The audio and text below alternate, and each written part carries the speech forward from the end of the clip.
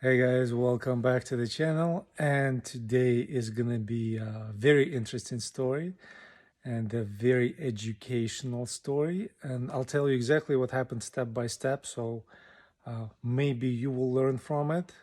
Although the way everything happened, I don't think you'll be able to really prevent a crash if this happens to you, because uh, I honestly did not expect this the way it turned out.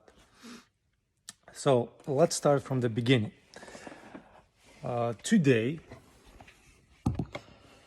actually, no, let's go back a month ago. So, as you may or may not know, although I'm sure if you have internet, I'm sure you know, a month ago on February 24th, Russia declared war on Ukraine. And I'm currently in Ukraine because I'm Ukrainian. And yeah, yada, yada, yada. So, by the way, if somebody wants to help, and right now, there is really a huge need for drones. So I'm gonna leave all the links in the description. You can do donations directly to me through PayPal or whatever works for you if you'd like to donate, because I am gonna do my best to find some drones for the military, so they'll have some good way to recon the hot zones for enemy vehicles. But let's get to my story before I get you guys really bored. So last night I got back into town, and our town is considered moderately a hot zone, but we're mainly fall victim to like bombardments and missile attacks. The aerial raid sirens, they go off at least 3-4 times a day, at any time of the day. Last night I think one went off at like midnight, then 1 a.m., then 8 a.m. this morning, then at noon, and I think there was one like at 3 p.m. So I just got back yesterday into town because I have a business I need to run, at least attempt to.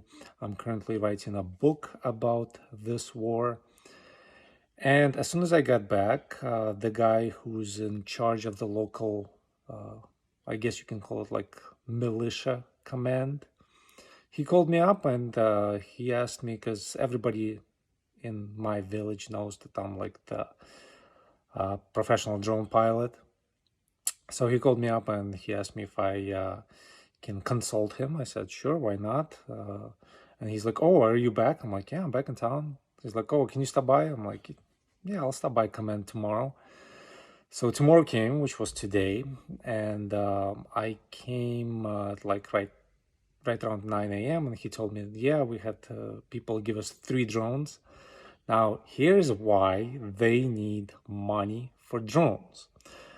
The drones they were given, like, I think monkeys playing with pieces of crap at the zoo have better chances than soldiers with these drones. They were given 2 Phantom 1s in the worst possible shape. And some other drone, Chinese drone that I've never even heard of, but as soon as we launched it, I think the range of it was 200 meters. So yeah, they're in dire need of some Mini 2s, or best, preferably they need like Autel Evo 2s. So here's what happened. I'm getting to the story. I mean, I never thought this would happen to me, but it did happen, and I'm glad to have this experience now. So they asked me if I could train their pilots. I'm like, yes, said, yeah, sure. I can do simulator training for you through the computer. I have some drones that have on the remotes. You can do simulation, like my GoPro Karma. They're like, no, we need actual flight simulation. I'm like, sure, why not? Let's take one of the Phantoms and let's launch it. And I asked, like, did you fly it before? And the guy who's like wanting to be a pilot, he said, yeah, I flew it yesterday. I had a little rough landing and broke a couple propellers. But other than that, everything was fine. I'm like, okay, so, and keep in mind, this is my village, and I flew here hundreds, if not thousands of times. And we started to launch the Phantom 1. Oh, no.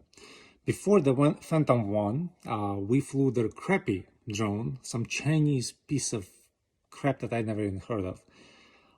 The range on it was terrible. It was analog, so you can only guess how old that thing is. And we got probably 200 meters or like 600 feet away before losing signal. So that was pointless. I think it was even less than that. I think it was like 100, maybe 150 meters. So like 300, 400 feet away. I'm like, yeah, you can't use this drone for any kind of recon or any kind of search. So then I showed them my GoPro Karma. That flew flawlessly. And the only drawback with GoPro Karma, the max range I got on it was like 500 meters, so 1,500 feet. They loved it. They loved the GoPro Karma. So then I said, well, since you're going to fly the Phantoms, and I never flew the Phantoms before. I'm aware of Phantom 4. I want to get myself a Phantom 4 Pro, but not the first or second one. And this was Phantom 1 with actually GoPro camera hanging on the bottom of it, where you have to turn on the GoPro separately, then you have to turn on the Phantom, and it's pain in the butt. But we turned everything on. We launched the drone. Everything fine. So then we take off vertically, and the drone just goes crazy. And I thought it was the crappy remote because we lost connection from the remote. The screen went. We got snow on the screen. It was analog screen for some reason, and the drone went crazy and just like crashed 100 meters away.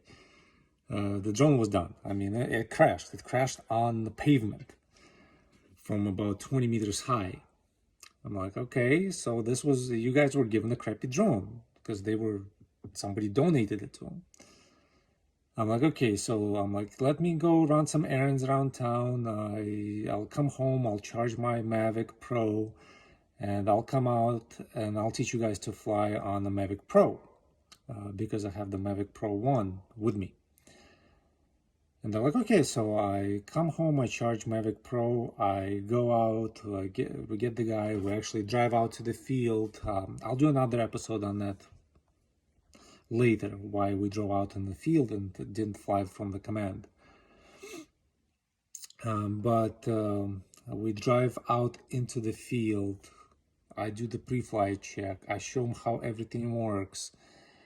Everything is working perfectly. I show him how to use, I told him to make sure to use the iPhone with the Mavics because they work much better than the Androids. I showed him everything I possibly could. Told him how to do everything, and I'll do another episode on this later on, how to, I'm actually writing a chapter about it in the book. No, I already wrote a chapter about it in the book. I'll drop the link to the book in the description if you'd like. How to fly a drone under war conditions. So I told him everything, I showed him everything, and I launched the Mavic Pro. So by this time, keep in mind, we crashed, we destroyed the Phantom 1. So I launched the Mavic Pro. And yeah, that was a mistake. So before the launch, everything was green. So we had like 20 satellites. Everything was perfect. Compass was perfect. EMU or whatever you call it, that was perfect. As soon as we get 20 meters high in the air, just past the 20-meter mark, the drone goes berserk. I lost all of the satellites, so it showed 0 satellites. It went into the ETI mode. All of the sensors turned off. I've never seen that before. So I've had all of my sensors turned on, all of these sensors turned off. And the drone went circle. I had no control. So if I would push like the stick to go up, it would go left. If I would push the stick down to land, it would turn in a circle. If I push the stick forward to go forward, the camera lowered. So like all of the signals were twisted, mixed and matched, and it was done. I have no idea how I landed the drone. I probably have some like gray hairs in my beard right now, and then on my head too. Like I was wet from sweating. I honestly don't know, because like from where I took off, went 20 meters straight up, and we landed like 30 meters away. Luckily, not on the roof of some building. Luckily, did not hit the wires. I don't know what happened. Barely saved my Mavic Pro. So I told him, I'm like, yeah, there's probably a I don't know what it's called in English, actually. Maybe you can help me in the comments. In here, we just, if for our rough translation, we just call it it's called the dollar. So D-U-L-L-E-R. So it dulls all the signals, like kills the link between the remote and the drone. I've heard about them. I never seen it in action until today. Not something you want to run into, especially if your drone is far away from you. So if it's like a couple thousand feet away and a couple hundred feet up in the air, if that happens, you're done. It's not, I don't know, maybe it's the next gen thing, because it's not what they described on YouTube before. Like, oh, your drone will think it's like, the GPS will get mixed up and it will think it's like 1,000 miles away, and it will try to return home, so it will just fly away. No.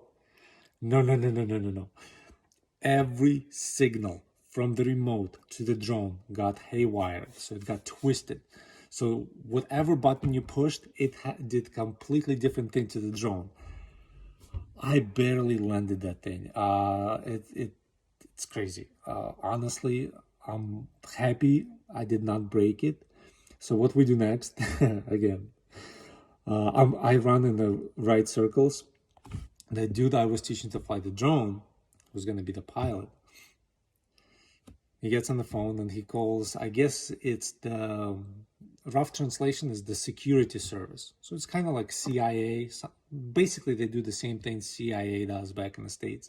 And he calls the local command. He's like, yeah, we were just in the field trying to fly some drones. Do you guys have any installations around here that may interfere with the signal? And they're like, yeah, we do. Again, wartime. He's like, well, I'd like to tell you that it works.